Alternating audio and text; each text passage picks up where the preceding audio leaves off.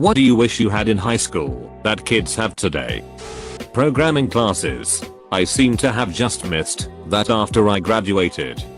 My son is in his high school's robotics team.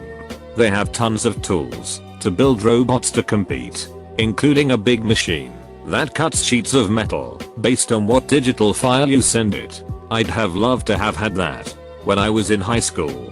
The most advanced tool I had access to was a dot matrix printer. I wowed my classmates with my complex report covers made with word art and highly pixelated graphics. Close bracket. I'm in college as an older person ATM. And honestly, I wish I had the social dynamics lol. And X200B. I was eating lunch and I heard two guys talking to each other and he was showing his friend something on his phone and he was like, bro, she's beautiful, I can totally see you guys together. And it seemed to make the other guy really happy. I don't know if he was maybe feeling insecure about how he looks or whatever, but you could tell it meant a bit to him. It just seems less cliquey, less every man for themselves. I'm sure there's plenty of assholes, obviously, but just generally kids seem really nice and smart these days. Digital photography. I have so few pictures of friends and good times we had during high school because no one carried around a camera and bothered to get film developed. Of the ones we did have, most are long gone with no negatives to get them reproduced. Edit. To all of the folks saying to be glad because there aren't that many pictures to come back and haunt you. When you're in your 50s you'll be amazed at just how few people give a crap about the stupid stuff you did in high school. We all did stupid stuff. No one is unique in that aspect. You just grow to realize it wasn't really all that stupid. Personally, having come from high school in the 90s when we did have internet, but it was more of a novelty, Wikipedia. Wikipedia is one of the greatest repositories of human knowledge and you can see the sources. It would have been amazing for it to have been built out to where it is now while I was in high school. Probably cell phones. The ability to call or text an individual to find out where they are was a revolution, but was not widespread until I was in college. Used to have to call their parents' house and hope they were there. The idea that once you left the house you were just in a communication black hole until you returned or actively called someone from a payphone is a big change from the modern day. You had to make plans the day or morning before, and then if anything happened to derail those plans then whole thing was just a failure. Electricity. MP3 players / Spotify and the like. I had to carry around my Discman on my long walk home from school. Even with anti-skip it would still buffer every now and then. Don't get me started on batteries too. Nowadays it's so easy to listen to anything at any time. Back then it wasn't. Class of 1984, a word processing program. I cannot write or type for shit. I have dysgraphia. If I could have been able to get words on paper as easily as we can do now, who knows how my life might have turned out. The internet. Khan Academy. Better building and facilities. When I was at school the place was falling apart, and a couple of years after I left they knocked it down and rebuilt it with a state-of-the-art media center and technology and design department with 3D printers and SolidWorks CAD workstations. A USB drive. If my project file size was too big, I had to carry like 5 floppy disks to school and spend entire homeroom and half of first period printing. Removed. So this isn't a tangible thing I wish I had, but I have a 14-year-old son and the one thing that I really admire about him and his entire friend group is that they are so open with their feelings with one another. It sounds cheesy, but it seems like kids in this current generation are much more okay with letting each other know they care. There's just an openness with them all that I find refreshing. It's something that I didn't experience in my Sajostra and Gauthu and our late 90s high school days, and I really love it about all those kids. Edit, a word. Edit 2, thank you for the gold. To be honest, this entire thread has made my day. I'm so happy that it seems like there are a bunch of kind kids growing up out there. I know there will always be turds in the punch bowl, but it makes me feel hopeful that the younger generation seems to be doing things right. The HPV vaccine. I see a lot of nothing responses, cherishing the lack of intrusive technology and privacy, but I feel like I missed out on the chance to really capture memories I would hang on to forever. The only real pictures I have of friends from the time are so limited that it makes me sad. I graduated in '06, and I have one packet of lab developed pictures from one of those disposable snap and shoot cameras that a few of my friends and myself used. They are such fun pictures. They help me cherish the memories. Also, I was really into video editing at the time. My best friend and I were doing everything we could to film and edit lightsaber battles with force lightning, force pulls, etc. My father works in insurance, and he had a digital camera that recorded low-res images to a 3.5 floppy. It recorded about 12 seconds of grainy image per shoot. We made do, and we had a blast. But the idea of having a camera in our pocket that could easily film 4K and enable some truly epic short films? Bummer. Perhaps technology feels invasive in a sense, but it also gives you the ability to look back, and to innovate, and to explore. MacUp tutorials on YouTube. These kids these days have no idea how good they have it. I was looking like an orange-faced, pale neck, raccoon-eyed mess. Seems like this generation are far more open and accepting.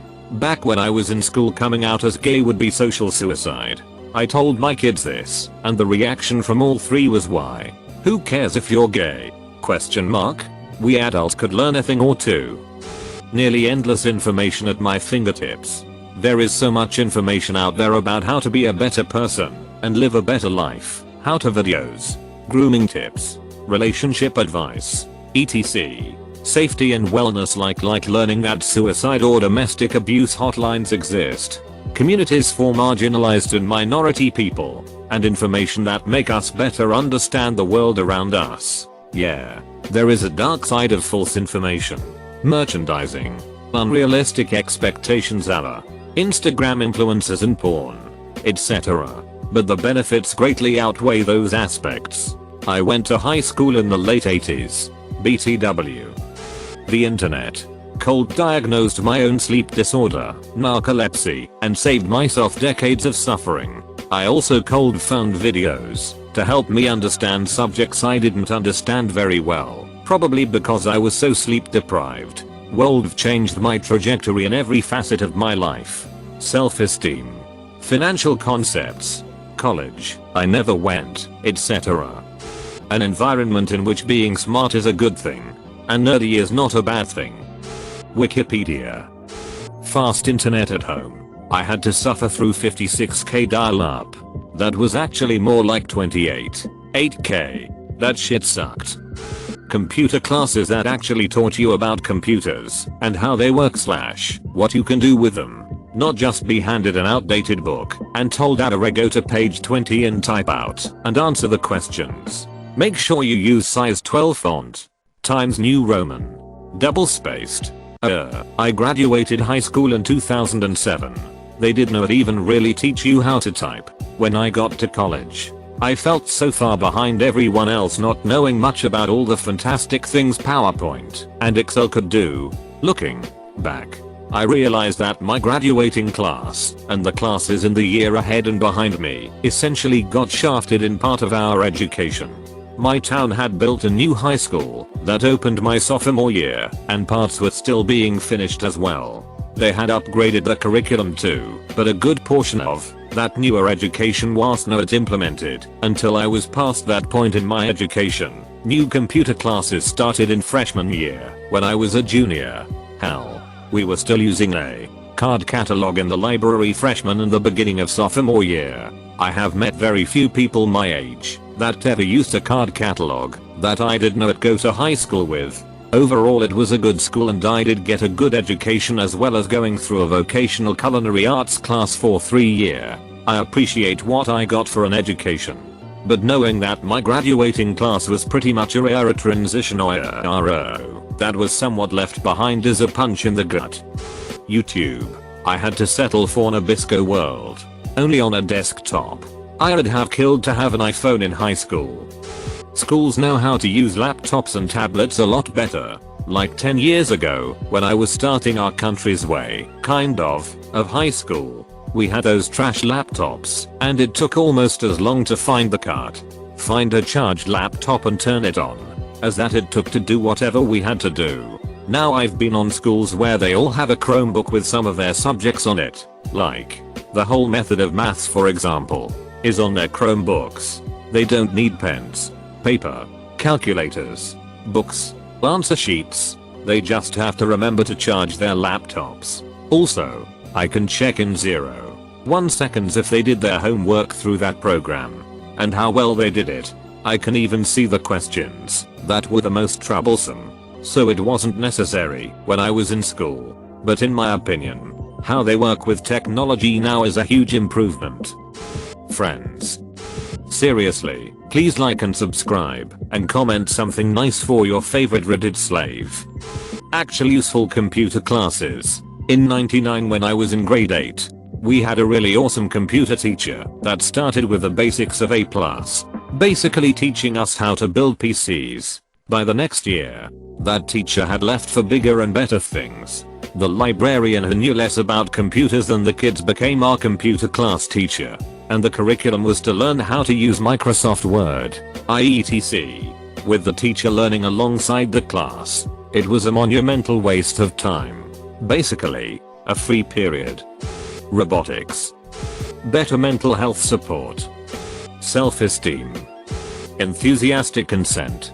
In high school we were told that no means no. If you say not to a sexual encounter but it still happens then it is rape. Today there is means so. When I was young my stepbrother molested me and I just fucking froze. He did this several times and I thought, since I did not say that I asked for it or wanted it and I was ashamed, and if I told anyone they would take his side. And maybe he was not a bad guy because he did not know I did not want him to do that. I kept this secret for over 20 years. And when I finally did tell my mom she did take his side and we don't talk anymore. Meanwhile my stepbrother is in jail for raping his daughter.